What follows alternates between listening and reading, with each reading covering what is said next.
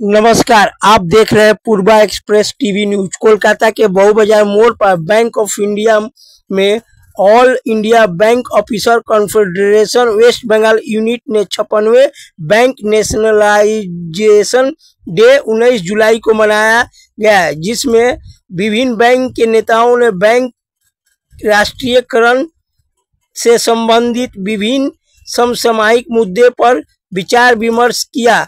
हम भारत के लोगों से सरकार की निजीकरण नीति, देश के सार्वजनिक क्षेत्रों के उद्यमी जो हमारी अवस्था के ऋण हैं को बेचने की किसी भी कदम के खिलाफ उठ खड़े होने की अपील के साथ जन जागरूकता पैदा करने का प्रयास कर रहे हैं। आइए जानते हैं क्या कहा इन्होंने।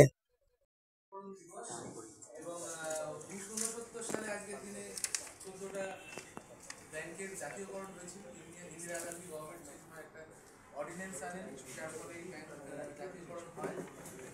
এটা আমাদের কাছে বিশেষ করে আমরা যে ক্রেডিট ইউনিয়ন করি, সরকারি ব্যাংকে আমাদের কাছে এবং যারা আমাদের জনগণ, আমাদের দেশের যারা জনগণ, তাদের কাছেও আমার মনে হয় এটার গুরুত্ব অপরিসীম। এই কারণে, কারণ আজকের এই দিনে যে জাতীয়করণের যে অর্ডিন্যান্স পাস হয়েছিল, তার ফলে কিন্তু ব্যাংক সার্বজনীন হয়েছিল।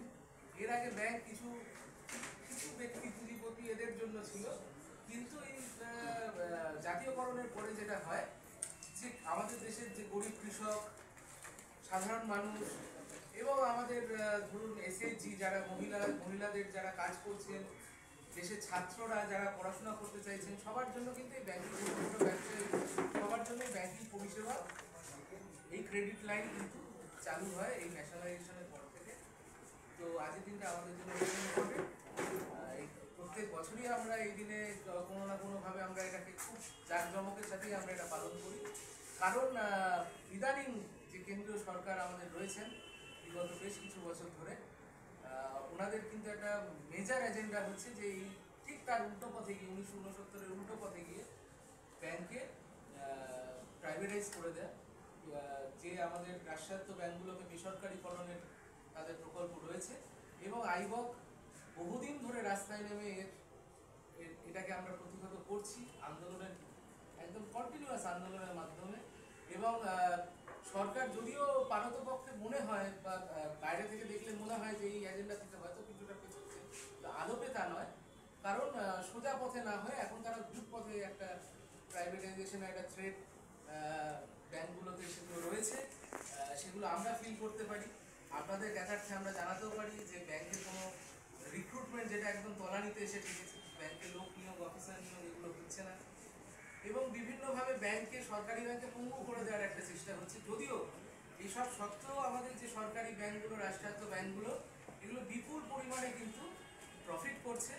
এবং এখন কেন্দ্রীয় সরকার একটা, আপনারা দেখবেন যে ইদানিং মিডিয়ায় এসছে যে একটা ডিসইনভেস্টমেন্টের কথা বলছেন অন্যভাবে। তো এই ডিসইনভেস্টমেন্টের যে পরিমাণ, তার থেকে কিন্তু বেশি আমাদের সরকার, মানে এই সরকারি ব্যাংকগুলো কেন্দ্রীয় সরকারকে ডিভিডেন্ড দিয়েছে বছর, তার থেকে অনেক বেশি টাকা। তো এই জায়গাগুলো আছে, আইবক লড়ছে এটা নিয়ে এবং লড়বে। প্রাইভেটাইজেশন হওয়া কারোর জন্য ভালো না, দেশের জনগণের জন্য সবচেয়ে এটা খারাপ। এবং দেশের জনগণের ওপর যখন সরকারি আঘাত আসছে ব্যাংকিং সেক্টরের মাধ্যমে যে কোনো জায়গায়, সেখানে আইবক বদ্ধপরিকর এগুলো আটকানোর জন্য। এর আগে আপনারা জানেন এফআরডিআই বিল যখন সরকার আনতে চেয়েছিল, তখনও আইবক রাস্তায় নেমে আমরা এই এফআরডিআই বিল আটকেছি এবং এই প্রাইভেটাইজেশনের যে অভিসন্ধি, এটাও আমরা আটকাতে বদ্ধপরিকর। বাকি আমাদের সাথে রয়েছেন আইবকের বিভিন্ন নেতৃত্ব, সিনিয়র ভাইস প্রেসিডেন্ট রয়েছেন আপনাদের।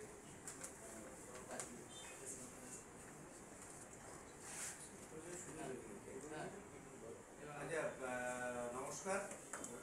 আপনারা তো শুনলেন মানে রাজ্যের সভাপতি অল ইন্ডিয়া ব্যাংক অফিসার কনফেডারেশনের কমরেড কৃষ্ণেন্দু মুখার্জি আজকের সাংবাদিক সম্মেলনের যে কারণটা সেটা আপনাদের সামনে তুলে ধরেছি।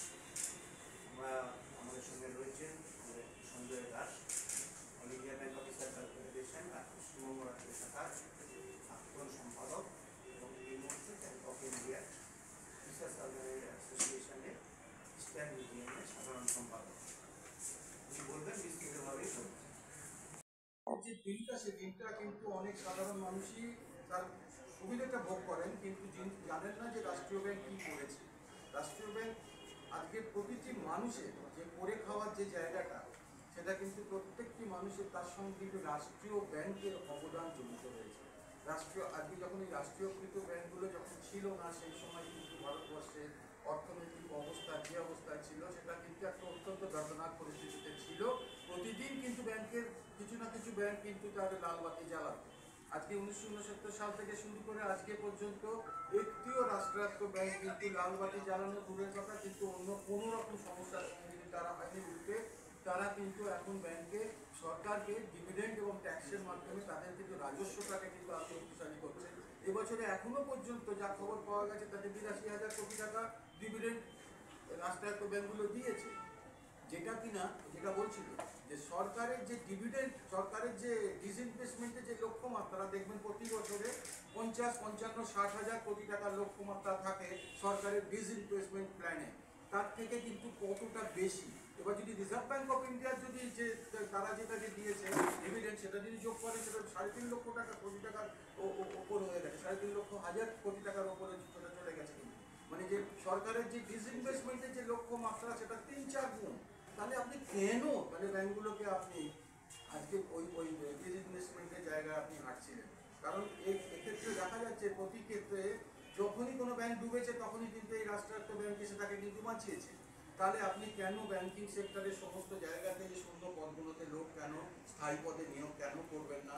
আরও দেশের কোণে কোণে যেখানে যেভাবে এর বিস্তারটা হচ্ছিল, শাখা বিস্তার, যেটা 1969 সালের পর থেকে আমরা দেখেছি 91 সাল পর্যন্ত শাখা বিস্তার কিন্তু হয়ে আসছিল একটা মানে ভালো একটা পার্সেন্টেজে, যেটা 91 সালের পর আপনারা জানেন যে এলপিজি লিবারাইজেশন, প্রাইভেটাইজেশন, গ্লোবালাইজেশনের পর থেকে কিন্তু এই শাখা বিস্তারটা কিন্তু সে ধীরে ধীরে কমতে থাকছে। কেন আপনি এই শাখা বিস্তার আরও করবেন না?